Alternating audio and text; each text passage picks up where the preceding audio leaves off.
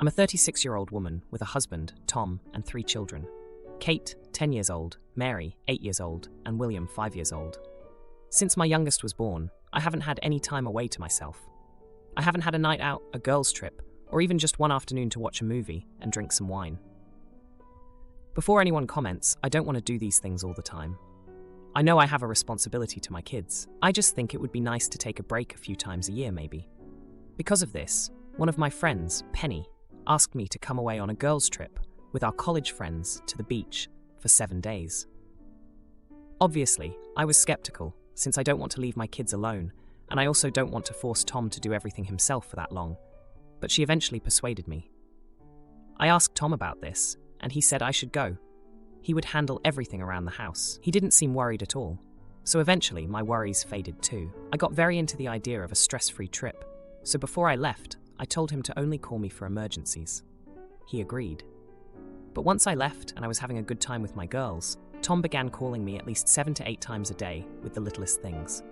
Things like, "Oh, Kate can't find her hairbrush, where is it?" Or, "Oh, where's the salt and pepper?" Or, "What's the name of William's kindergarten teacher again?" This went on for 3 days. I kept reminding him he agreed to only call for emergencies, but he always brushed it off. Eventually, I got so sick of his calls because Tom promised me a stress-free trip, so I decided to just turn off my phone. But on the 5th day, Penny came up to me and said Tom called her and said I needed to come home immediately. Apparently, Mary was riding her bike and hit a rock and went flying off, and she broke her arm in several places. Of course, I cut the trip short and came right back home. But when I got home, Tom was very cold and rude to me. I thought it was just because of the stress of Mary's injury, but it kept going on for days. Eventually, I just asked him straight out what was wrong, and he blew up at me. He said that I abandoned our kids by refusing to answer my phone, and I broke my promise by not immediately responding when it was an actual emergency. He said I don't get to stop being a mother just because of a dumb vacation. I tried to defend myself and said he kept calling me over the tiniest inconveniences and interrupting the trip. Besides, he said he had everything handled. Tom responded that it could have been an emergency every time he called, so it's my job to pick up. But I said this was exactly like the boy who cried wolf, and he said that was ridiculous. My friends are all on my side, but Tom is still not really speaking to me. So I just like other opinions on if I was wrong here. Now, for a few comments before the update. Comment 1. It's pathetic how little your husband knows about how to run a household he is supposed to be part of. He called for salt and pepper. He caused this with his incompetence and his persistent pestering. Maybe he is mad because he had a bit of a superiority complex, and your traveling revealed he is completely ineffectual. Not the idiot. You are owed a finish to that vacation with no nattering requests for information. Comment 2. I imagine that your husband, who is pretty much the AH here, did not really want you to go on a very well-deserved vacation, and those calls were to punish you in a petty and miserable way. This is a classic example of strategic incompetence. Anyway, not the idiot big time, and seeing that you say that it has been years since you had some you time, good luck. Now for the update. Hey everyone, thanks for all the comments on my last post. It's been a week since I got back from the trip, and let me tell you, it's been a mess. I thought things would have calmed down by now, but it's like every day there's a new surprise waiting for me. So, after Tom and I had that big fight, things got really quiet at home. Like too quiet.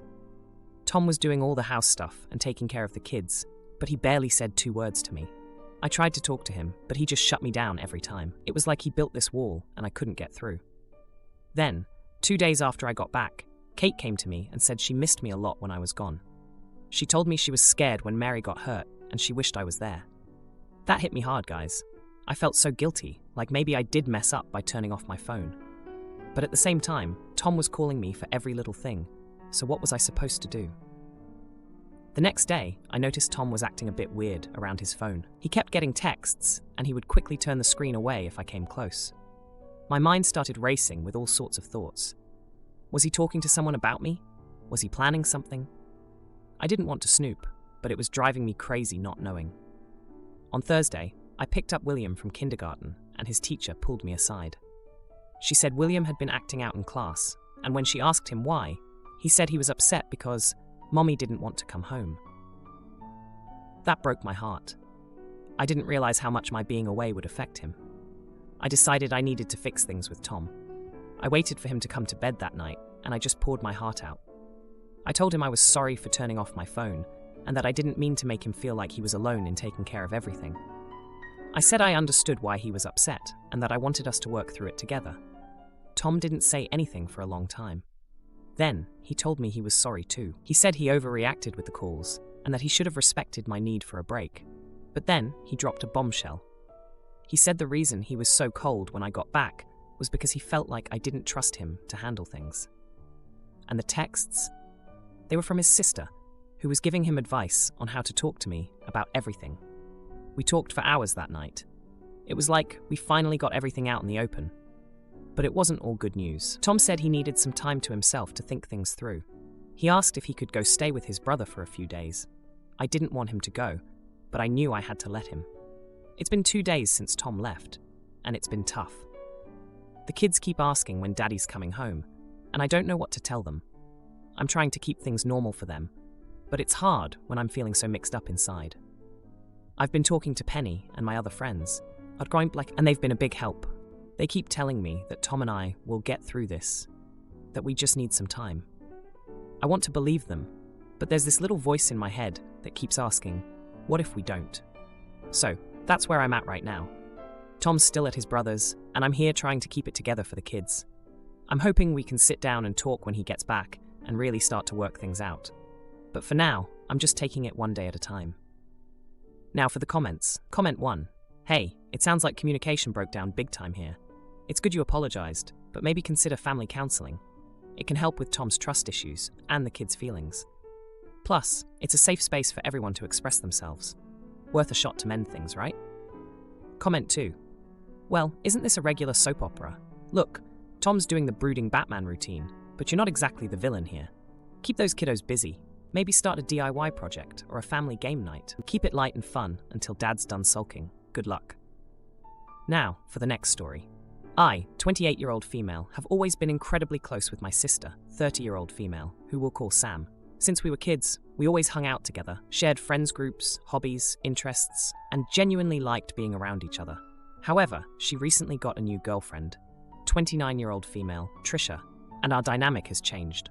I don't care for Trisha at all. She's not really rude or unpleasant, but I just don't vibe with her and think she's a bit annoying. I've expressed this to Sam, which resulted in one of our biggest arguments to date. I understand that my opinion doesn't matter in their relationship, but I just don't enjoy being around Trisha. So Sam and I have seen each other less and less, and have been getting into more and more arguments. I recently moved halfway across the country for my job, and Sam asked if she can come and visit. I excitedly said yes, as I wanted to show her all the new hiking spots by me, and I genuinely wanted to have sister time again. However, she then asked if Trisha could come along as well. I don't really have the space or means of hosting at my new place, and despite Sam saying they would happily sleep on the floor or the couch, I just really didn't want to be on while she was around. I told my sister I really just wanted it to be her and I hanging out and exploring this side of the country, and thus began another argument. Eventually I told her, either come alone or don't come at all, which I half assumed would put an end to the visitation plans. But later, she agreed she would come alone.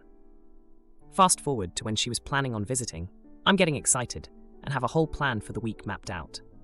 Sam texts me when she leaves her place, and since I know it's a 15-hour drive, yes, she chose to take it straight through. She would be arriving at my place around 10 p.m. 10 p.m. rolls around, and she knocks at my door, and I open it up to both Sam and Trisha. I didn't even know what to say or do. I was so shocked. Both of them looked happy to see me, but I just couldn't understand what happened. Eventually, the anger and embarrassment caught up with me, and I refused to let them in. Things got a little heated and frustrating, and it resulted in me telling them angrily to find a motel somewhere or drive home. They both chose to get a motel, after many curse words and yelling, which is where they are right now. My family is furious with me for making them look for a motel so late at night, even though it's a pretty highly populated area with many options around. I'm quite embarrassed and worked up over the whole thing. But don't think I made the wrong move, considering I set my boundaries pretty clearly earlier. I feel like I might have overreacted, as I genuinely don't think Sam or Trisha will ever speak to me again. I just can't believe my entire relationship with my sister has come to such a screeching halt over a girlfriend she's had for just over a year. Am I the idiot? Now, for a few comments before the update. Comment 1. Not the idiot for setting boundaries and sticking to them. Your sister tried to pull a fast one on you and is now paying the price of a hotel room for it. Ultimately, however, you will need to decide if losing your sister is worth it. This relationship may or may not last, but the hurt you just caused will be something she remembers for a long time. If you want her in your life, you need to have a one-on-one with her and let her know how you felt when she lied about coming alone and also springing someone she knows you're not fond of on you and into your personal space. Comment 2. Not the idiot. I started reading this and it seemed you were kind of jealous, which is valid, but not exactly a valid reason to not suck it up. It's her girlfriend, not yours, etc. But now I think you downplayed your initial feelings. It's not, we don't vibe together. You must have smelled something off with her and/or her relationship with your sister. It is not normal for someone around 29 years old to impose herself like this, and definitely not normal for your sister. Yes, you made it big, but it seems this needed to be addressed. Now, for the update. A lot has happened since I last talked about my sister Sam and her girlfriend Trisha showing up at my doorstep unannounced. It's been a roller coaster, and I'm still trying to wrap my head around it all. The day after the motel incident, I woke up to a bunch of missed calls from Sam. I was still mad, but I figured I should at least hear her out. So, I called her back, and she was crying. She said she was sorry for surprising me with Trisha, but she had something important to tell me and didn't know how to do it over the phone. I was confused, but agreed to meet them for breakfast. We met at a diner, and the tension was thick. Sam was fidgety, and Trisha was quiet, which was unusual for her. Sam finally blurted out that she was pregnant. My jaw dropped. I couldn't believe it. I was going to be an aunt. But then, the twist, she said Trisha wasn't just her girlfriend. She was also the biological mother of the baby. They had gone through a fertility clinic, and Trisha had carried the baby for the first trimester before they transferred the embryo to Sam. I was stunned. I didn't even know that was possible. I was still processing this news when Sam dropped another bombshell. She said the reason they wanted to visit was that they were planning to move closer to me. They wanted to be a family, and they wanted me to be a part of their child's life. I didn't know what to say. I was hurt that they hadn't told me sooner, but I also felt guilty for how I had treated them. We spent the rest of the day talking, this linked. And I apologized for my reaction the night before. They forgave me, and we started making plans for their move. I was excited to have my sister closer and to be involved in my future niece or nephew's life. But then, things took another turn. The next day, Sam called me, and she was hysterical. Trisha had been in a car accident. She was okay, but the baby didn't make it. My heart broke for them. I rushed to the hospital, and we spent the night crying together. It felt like the world had stopped. The following days were a blur. We were all grieving, and I was doing my best to support Sam and Trisha. But then, I started noticing something odd. Trisha was getting a lot of texts, and she would quickly turn her phone away if I or Sam came close. I didn't want to think anything of it, but it was hard to ignore. Yesterday, Sam confronted Trisha about it. It turns out Trisha had been texting her ex. She said it was nothing, just someone to talk to, but Sam was devastated. They had a huge fight, and Trisha left. Sam was a mess, and I was there to pick up the pieces. I'm not sure where we go from here. Sam is talking about staying here with me for a while, and I'm all for it. I want to help her through this. But I can't help but feel like there's more to the story with Trisha. I guess only time will tell. Right now, I'm just focused on being there for my sister. We've been through a lot, and I know we'll get through this too. But it's hard not to feel like everything is hanging by a thread. I just hope we can find our way back to each other and rebuild our relationship. It's been a tough few days, and I'm just taking it one step at a time. Now, for the comments. Comment 1. Hey, I'm really sorry for what you're going through. It's tough, but you're doing the right thing by being there for Sam. Maybe suggest some grief counseling for both of you. It could help navigate these rough waters and mend your relationship with Sam. Comment 2. Have you talked to Sam about the texting? It's important to communicate. Maybe there's more to the story. It's a difficult time, and emotions are high. Just be there for Sam, listen, and try to understand. Support is key, but don't forget to take care of yourself too. Now for the next story. A few days ago, my two younger stepsisters, ages 9 and 8, found my therapy journal in my room after my mom decided she wanted to do a deep clean of my stuff and clear out unwanted junk. Now, I'm not sure if I totally believe that. But basically, she recruited my stepsisters to help her out, and they went through my desk and found the journal and then read it, all while my mom was in the room. They became upset with what they read, and my mom then takes it off them and reads it too. I, 17 years old and female, was at my grandparents' since the previous day, and arrived home to them in the living room with the girls crying and my mom and stepfather glaring at me. Background. I started therapy at age 10 after my mom and stepfather married. 2 years prior, I had lost my dad to a heart condition, and my stepsister's mother also died, but the details around that have always been very secret. My mom told me just before the wedding that she and my stepfather were expecting me to be a good big sister to my stepsisters and to really take an interest in bonding with them because I was so much older. I told her they weren't my siblings and I didn't want to be their big sister. She and my stepfather then decided that I needed therapy, so I was sent to therapy. My therapist had me use the journal to figure out more of my feelings. Those were things like I resented my mom for expecting so much of me. I resented her for remarrying so fast after Dad died and only giving me 4 months to get to know her husband and never asking me what I thought of him before they got engaged. They were married within a few weeks of the engagement. I realized I didn't hate the girls, but was indifferent to them and had no interest in being their big sister. It also made me realize through the years of therapy that no point came where I would stay in their lives if my mom and her husband divorced. When my mom and my stepfather separated for a period of time, I was happy. All that stuff was in the journal, and I kept it because I still occasionally see my therapist. My stepsisters read a lot of the stuff about them. Between my stepfather telling them I had done all this stuff for them that I hadn't, like he bought them bracelets and said they were from me, etc., which I only found out that day, and apparently, and my lack of outright being cold to them, they thought I loved them and that we were sisters forever, no matter what. My mom and stepfather demanded that I apologize and make amends for the insensitive and mean-spirited things I wrote. They told me I needed to take accountability for what I wrote in that journal and for feeling that way. Once the girls were out of the room, I told them it was not my fault, and if anyone was to blame, it was Mom for inviting them to look through stuff in my room and then not watching them, if that's actually how things went down. They told me to take accountability for my actions, and by claiming it's all on my mom, it shows I am an immature little girl.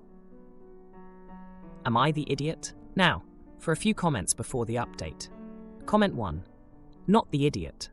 They violated your privacy and read things that you wanted to get out of your head and on paper. What you were feeling at those moments in time might not be as true now. But that's how you work through them. You should not have that held over your head, and I wish they would have been open to having a constructive conversation regarding what you are feeling. Comment 2. Not the idiot. Can you call your grandparents to come get you? You have nothing to take accountability for. Your mother violated your privacy on purpose and did this. You have done nothing to apologize for. They are upset that you aren't fitting the image they have created in their heads. If you feel safe enough, I might ask them why they can't accept reality. Now, for the update. So, it's been a month since the whole journal fiasco, and let me tell you, things have been a roller coaster. After that day, I was grounded for a week, which meant no phone, no going out, nothing. It was like I was being punished for having feelings. But during that week, I had a lot of time to think. I decided to talk to my therapist about everything, and she was really supportive. She suggested that I try to have a conversation with my mom and stepdad about boundaries and privacy. So I planned out what I wanted to say, making sure to stay calm and not let my emotions take over. The talk actually went better than I expected. My mom seemed to understand where I was coming from, and she even apologized for not respecting my privacy. My stepdad, on the other hand, was harder to read. He just nodded along, but didn't say much. I thought maybe we were making progress. But then, a few days later, I overheard my stepdad talking to someone on the phone. He was saying how he thought therapy was making me too sensitive, and that I needed to toughen up. It felt like a punch in the gut. All that talk about understanding and respect, and here he was, dismissing my feelings again. Meanwhile, my stepsisters were still upset with me. They wouldn't talk to me or even look at me.